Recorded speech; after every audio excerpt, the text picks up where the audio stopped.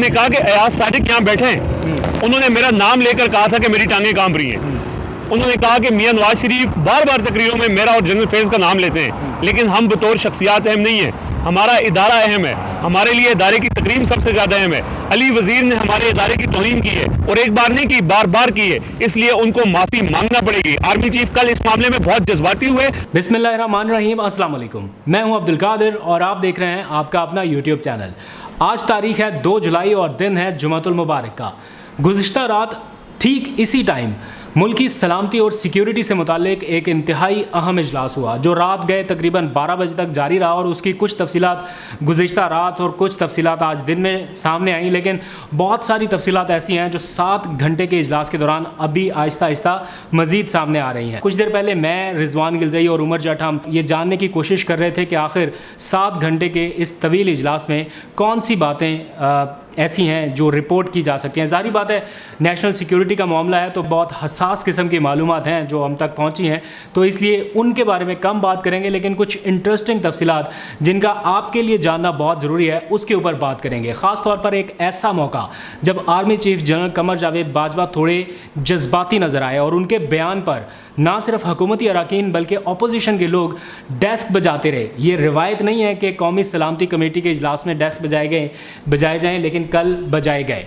और इसके साथ साथ इमरान खान ने तो एब्सोल्युटली नॉट कह दिया, लेकिन क्या पाक फ़ौज और इदारे भी इमरान खान के साथ हैं, इसका भी वाज़ेह जवाब मिल चुका है। वो मामला भी आपके सामने रखेंगे। और सबसे इंटरेस्टिंग कि मोहसिन दावड़ की शामत क्यों आई, ऐसा कौन सा राज था जो आज सबके सामने फाश हो गया। आप में से बहुत सारे लोग मोहसिन दावड़ को जानते हैं, फ़ौज मुखालिफ, रियासत मुखालिफ उनका जो एक बयानिया है और उस बयानियों को लेकर बहुत सारे अपोजिशन के लोग उनकी अक्सर हिमायत करते रहते हैं। लेकिन आर्मी चीफ़ और मोहसिन दावड़ का एक मुकालमा हुआ, उसमें आर्मी चीफ की जानिब से उन मुलाकातों का हवाला दिया गया जिनके बारे में शायद आपको और मुझे इससे पहले मालूम नहीं था। और इसके साथ साथ वो जो टांगें कांपने वाला एक बयान, बहुत मशहूर व मारूफ बयान सामने आया था, उस पर क्या रद्द-ए-अमल इस इजलास के दौरान सामने आया जब आमना सामना हुआ दोनों का, तो क्या बात हुई वो भी आपको बताऊंगा। और इसके साथ साथ उसामा बिन लादेन का मामला भी उठाया गया। किसने उठाया इसकी तफसील आपको बताता हूँ, लेकिन सबसे पहले बात कर लेते हैं मोहसिन दावड़ के हवाले से।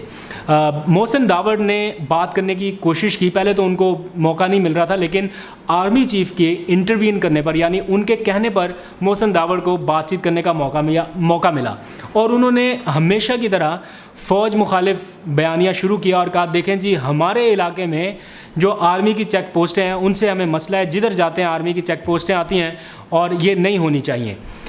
तो army chief general Qamar Javed Bajwa ने कहा कि आप मुझसे अलहदगी में मिल चुके हैं, यानी हमें ये नहीं पता कि वो अलहदगी में भी मुलाकातें करते हैं। मतलब इतना आर्मी मुखालिफ या फ़ौज मुखालिफ या इदारों के ख़िलाफ़ उनका एक बयानिया रहा है, लेकिन हालात ये देखें कि अलग जाके मुलाकातें भी करते हैं।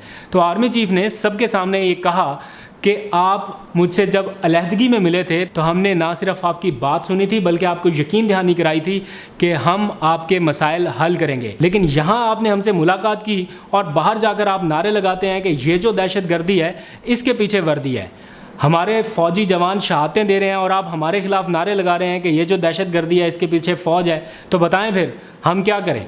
आर्मी चीफ़ ने यह भी कहा कि आप जिस इलाके की बात कर रहे हैं, क्या आप भूल गए कि उसी इलाके में हमारे फ़ौजी जवानों के सरों को फुटबॉल बनाकर खेला गया, लेकिन इसके बावजूद हमने तहम्मुल का मुजाहरा किया और मिसिंग पर्सनस की रिहाई का अमल जारी रखा। ये सवाल किसी ने उठाया नहीं था मिसिंग पर्सनस का, लेकिन आर्मी चीफ़ ने खुद इसका जवाब दिया और उन्होंने कहा कि अब तक हज़ारों मिसिंग पर्सनस को रिहा कर चुके हैं। आपका क्या ख्याल है कि हम किसी बेगुनाह को पकड़ेंगे मुसलमान होते हुए? और साथ में ये भी कहा कि हम नहीं चाहते कि अल्लाह के हजूर जब जाएं तो हमारे गले में फंदा हो सिर्फ इसलिए कि हमने किसी बेगुनाह को पकड़ा, किसी बेगुनाह को सज़ा दी। ऐसा किसी सूरत नहीं होगा, लेकिन मुल्की इदारे के ऊपर किसी किस्म का उसकी तकरीम और इज़्ज़त के ऊपर समझौता नहीं कर सकेंगे।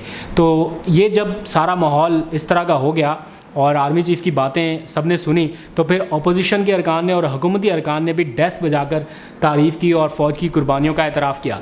इसी सारे मामले पर रिजवान गिलज़ई से भी मेरी बात हुई, क्योंकि उन्होंने भी इसको रीचेक किया, वेरीफाई किया। उनके सोर्सेज ने उनको क्या बताया, ज़रा आप ये सुनिए। पार्लियामेंट का जो हॉल है उसको कमेटी रूम का दर्जा दिया गया था, तो राइट साइड के ऊपर आर्मी चीफ और DISI मौजूद थे और लेफ्ट साइड के ऊपर स्पीकर और सेक्रेटरीज मौजूद थे। एक मौके पर मोहसिन दावड़ बात करना चाहते थे और स्पीकर उनको माइक नहीं दे रहे थे। तो आर्मी चीफ ने इंटरवीन किया और उन्होंने कहा कि मोहसिन दावर साहब को मौका दें, ये बात करें। मोहसिन दावर साहब खड़े हुए, हमेशा की तरह उन्होंने जो कबायली इलाकों में पाक फ़ौज की जो मौजूदगी है उसके ऊपर काफ़ी तनकीद की, खुल के बात की। आर्मी चीफ ने कहा कि हमने आपकी बात यहाँ भी तअम्मुल से सुनी है, हमने आपकी बात मोहसिन दावर साहब हमेशा सुनी है। मैं सबके सामने ये बताऊँ कि आप बराह रास्त मुझसे भी मुलाकात करते रहे, जब भी आपने कहा हमने आपकी बात सुनी।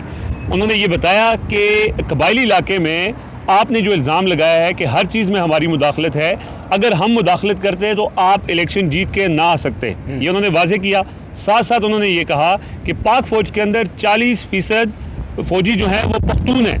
जिन पख्तूनों की बात आप करते हैं वो हमारा हिस्सा है, हम सबको साथ लेकर चलना चाहते हैं। उन्होंने कहा मेरे तो छोटे बेटे की शादी जो है वो पख्तूनों में हो रही है। तो आप ये पख्तून कार्ड के ऊपर उन्होंने बड़ा जो है ना वो एक तरह से आर्मी चीफ जैसे आपने कहा एग्रेसिव हुए और उन्होंने ये कहा कि हमने हर लेवल पर आपकी बात सुनी है। यही बात आपको याद होगा जनरल आसिफ गफूर ने भी की थी कि हम उनको इंगेज करना चाह रहे हैं, वो जर्मनी फ्रांस भाग रहे हैं। तो मोहसिन इस दौरान बिलावल भुट्टो जरदारी जो चेयरमैन पीपल्स पार्टी है, उन्होंने आर्मी चीफ से ये कहा कि चीफ साहब हमारी ये ख्वाहिश है कि आप अली वज़ीर गिरफ्तार हैं, हेड स्पीच उन्होंने की थी पाक फ़ौज के ख़िलाफ़, उन्होंने कहा कि आप उनको माफ़ कर दें। तो army chief general Qamar Javed Bajwa ने बड़े वाज़ेह अल्फाज में ये कहा, उन्होंने कहा कि अयाज सादिक यहाँ बैठे हैं, उन्होंने मेरा नाम लेकर कहा था कि मेरी टांगें कांप रही हैं।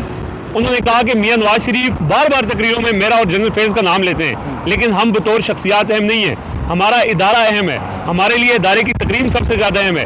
अली वज़ीर ने हमारे इदारे की तौहीन की है और एक बार नहीं की, बार बार की है, इसलिए उनको माफ़ी मांगना पड़ेगी। आर्मी चीफ कल इस मामले में बहुत जज्बाती हुए और बाकी जो लोग वहाँ पर मौजूद थे उन्होंने इस बात की तारीफ की और वो जो कहा जा रहा था कि अली वज़ीर, तो ये जो सारी बात हुई ख़ास तौर पर मोहसिन दावर के हवाले से, क्योंकि एक तरफ ये था लोगों को एतराज़ भी था कि उनको इस मामले में नहीं बुलाना चाहिए था, लेकिन वो स्पेशल उनको बुलाया गया, उनको स्पीकर माइक नहीं दे रहे थे। आर्मी चीफ ने की रिक्वेस्ट पर उनको माइक दिया गया, उनकी पूरी बात सुनी गई और फिर आर्मी चीफ ने खुलकर उनको ये कहा कि हम अगर मुदाखलत करते तो आप तो इलेक्शन भी नहीं जीत सकते। तो जनाब रिजवान ने बताई मोहसिन दावर से मुतालिक तफसीलात, लेकिन इस इजलास में शहबाज शरीफ और बिलावल ने भी अपनी अपनी तकारीर की और आर्मी चीफ के सामने उन्होंने क्या क्या कुछ कहा उसकी तफसील भी आपको अभी थोड़ी देर में रिजवान बताएंगे। ख़ासतौर पर बिलावल के हवाले से किस तरह से उन्होंने अपनी CV पेश करने की कोशिश की वो मैं अभी आपको बाद में बताता हूँ। लेकिन यहाँ पर दिलचस्प सूरत हाल उस वक्त पैदा हुई जब सारे अरकान जाकर अपनी अपनी नशिस्तों पर बैठ कर, लेकिन शहबाज शरीफ साहब जाकर खड़े हो गए आर्मी चीफ के पास, जहाँ पर आर्मी चीफ बैठे थे उनके करीब जाकर खड़े हो गए। ना सिर्फ खुद बल्कि मुस्लिम लीग नून के दीगर अरकान भी उनके आसपास मौजूद रहे और कोशिश ये थी कि आर्मी चीफ से किसी तरह बात कर ले। उस वक्त तो बात नहीं हुई, लेकिन फिर जब दोबारा जाकर अपनी अपनी नशिस्तों पर बैठे और शहबाज शरीफ साहब को तकरीर का मौका मिला तो उन्होंने आर्मी की वो तारीफ़ें शुरू की और उन्होंने कहा कि जनाब आपकी कुर्बानियों की बदौलत ही इस मुल्क में अमन आया है। उन्होंने इस बात का भी एतराफ़ किया कि जब हमारी हुकूमत आई तो उस वक्त दहशतगर्दी बहुत अरूज पर थी और फ़ौज की कुर्बानियों की वजह से सूरत हाल नॉर्मल होना शुरू हुई। बिलावल साहब ने क्या कहा था वो ज़रा सा बताइए। अच्छा जी, जो इजलास में मौजूद एक रुकन ने यह कहा कि बिलावल भुट्टो ने जितनी भी गुफ्तगू की उससे तासुर ये मिला कि वो अपनी CV पेश करना चाह रहे हैं और वो ये चाह रहे हैं कि हम खिदमत के लिए तैयार हैं, हमें आजमाएं, हमें मौका दें। आपने देखा होगा वैसे भी पीपल्स पार्टी का एक मौक़िफ़ रहा है पिछले कुछ अरसे में, बहुत सॉफ्ट उनका मौक़िफ़ रहा है एस्टेब्लिशमेंट के खिलाफ, लेकिन बात ये वो लोग जो बाहर बैठकर शदीद तनकीद का निशाना बनाते हैं, अंदर जाके जब वो उनके साथ बैठते हैं तो वहाँ पर वो चाहते हैं कि किसी तरह हमें भी इंगेज किया जाए। एक क्वेश्चन जिसके ऊपर बहुत ज़्यादा डिबेट हुई पिछले कुछ दिनों में जब से वज़ीर आज़म ने एब्सोल्युटली नॉट का मौक़िफ़ अपनाया, कहा गया कि जनाब एंकर ने सवाल पूछा था इसलिए एब्सोल्युटली नॉट तो कहना ही था और ऑप्शन क्या था, क्या कहते और तो खुश नहीं थे कुछ लोग वज़ीर आज़म के इस बयान पर और ऐसा लग रहा था जैसे अपोजिशन के लोग ये चाहते हैं कि एब्सोल्युटली नॉट की बजाय वज़ीर आज़म ये कहते कि एब्सोल्युटली यस, बिल्कुल अड्डे दिए जाएंगे। लेकिन चूँकि उनकी मर्ज़ी का जवाब नहीं था इसलिए तनकीद आना शुरू हो गई। फिर वज़ीर आज़म ने ऐवान में आके, जहाँ उनसे किसी ने कोई क्वेश्चन नहीं किया था, वहाँ पर आकर भी उन्होंने एब्सोल्युटली नॉट वाला मौक़िफ़ एक बार फिर क्लियर अंदाज में दोहराया। लेकिन इस बार अब वो सारे लोग खामोश हो गए जब army chief general Qamar Javed Bajwa ने वही मौक़िफ़ दोहराते हुए कहा कि हम किसी को अड्डे नहीं देंगे और किसी को अपने मुल्क की सरजमीन किसी दूसरे मुल्क के ख़िलाफ़ इस्तेमाल करने की इजाज़त नहीं देंगे। ये क्लियर पॉलिसी है और फ़ौज बतौर इदारा हुकूमत की इस पॉलिसी पर मनोअन अमल दरामद करेगा। अब इतनी क्लियर डायरेक्शन के बावजूद जब मुल्क का वज़ीर आज़म, जब मुल्क के इदारे, जब सिविल और अस्करी क़यादत मिलकर एब्सोल्युटली नॉट के ऊपर फोकस कर चुके हैं, तो मेरा नहीं ख्याल कि अब किसी को इस बारे में कोई क्वेश्चन करना चाहिए। अगर करना था तो आर्मी चीफ़ के सामने करते ना। ये जो बाहर आके ताने देते हैं कि कश्मीर का सौदा कर दिया, ये कर दिया, वो, तो आर्मी चीफ़ बैठे थे ना उधर, वहाँ पर बात करते। किसी की ज़रूरत नहीं हुई कि कश्मीर का सौदा करने का इल्ज़ाम देते कि जनाब आप इस सारे मामले में शरीक रहे हैं, आपने कश्मीर का सौदा कर दिया। किसी ने ये बात नहीं की, ना किसी में हिम्मत थी। लेकिन जैसे ही बाहर दौड़ते हैं इमरान खान ने कश्मीर का सौदा कर दिया, नाम नहीं लेते और फ़ौज पर भी तनकीद करते हैं। लेकिन जब सामने बैठे थे तब किसी की ज़ुबान नहीं खुली कि कश्मीर के सौदे पर बात करें। तो ये है थोड़ा सा दोगलापन। जब आपको ब्रीफिंग दी जाती है तो आप पूछते ना, सवाल करते ना कि हमें ये लगता है, आप बताएं आपकी क्या पॉलिसी है, लेकिन नहीं पूछा गया। खैर, ये तो हो गया अमेरिका के हवाले से। और फिर अफ़गानिस्तान के हवाले से भी क्लियर पॉलिसी और डायरेक्शन बताई गई। बताया गया कि जो अफ़गान रेफ्यूजीज़ हैं या मुहाजिरीन हैं वो पाकिस्तान में बड़ी तादाद में मूव कर सकते हैं। एक खाना जंगी की सूरत अगर अफ़गानिस्तान में हुई, बेसिकली तो ये सारी मीटिंग थी अफ़गान सूरत हाल के हवाले से।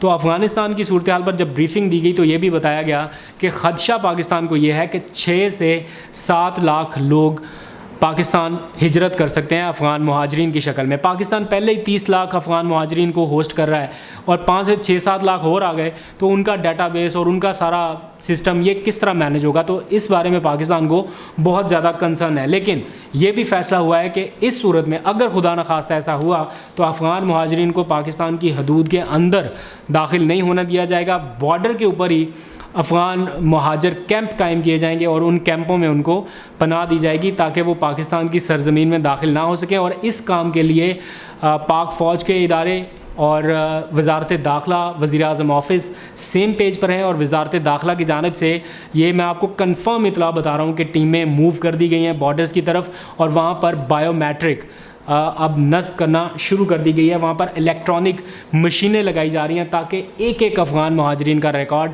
उस सूरत में पाकिस्तान के पास हो ताकि उनको रेफ्यूजी की शक्ल में पाकिस्तान को होस्ट ना करना पड़े। तो उम्मीद है कि तमाम सिविल और अस्करी इदारे मिलकर इसी तरह काम करते रहेंगे। कल पाकिस्तान के लिए एक अच्छी खबर है, उस बारे में मैं आपको तफसीलात बताऊँगा और वो है नया पाकिस्तान, माफ़ कीजिएगा, कामयाब पाकिस्तान के हवाले से। वज़ीर आज़म इमरान खान ने कामयाब पाकिस्तान प्रोग्राम शुरू करने का फ़ैसला किया है और उस हवाले से आज एक बहुत अहम मीटिंग हुई है। उसका बाज़ाब्ता नोटिफिकेशन भी जारी कर दिया गया है। कल से आप ख़बरों में कामयाब पाकिस्तान के हवाले से सुनना शुरू करेंगे। मेरे पास उसकी बहुत सारी डिटेल है लेकिन आज का वो रेलिवेंट सब्जेक्ट नहीं है, इसलिए कल कामयाब पाकिस्तान के हवाले से बात करूँगा। घर, गाड़ी, हेल्थ और 1-2 और फैसिलिटीज़ हैं जो अंडर वन अम्ब्रेला पाकिस्तानियों को दिए जाने का फ़ैसला हुआ है। उसकी तफसीलात आपको कल बताऊंगा। आज तक के लिए इतना अपना बहुत सा ख्याल रखेगा। पाकिस्तान जिंदाबाद।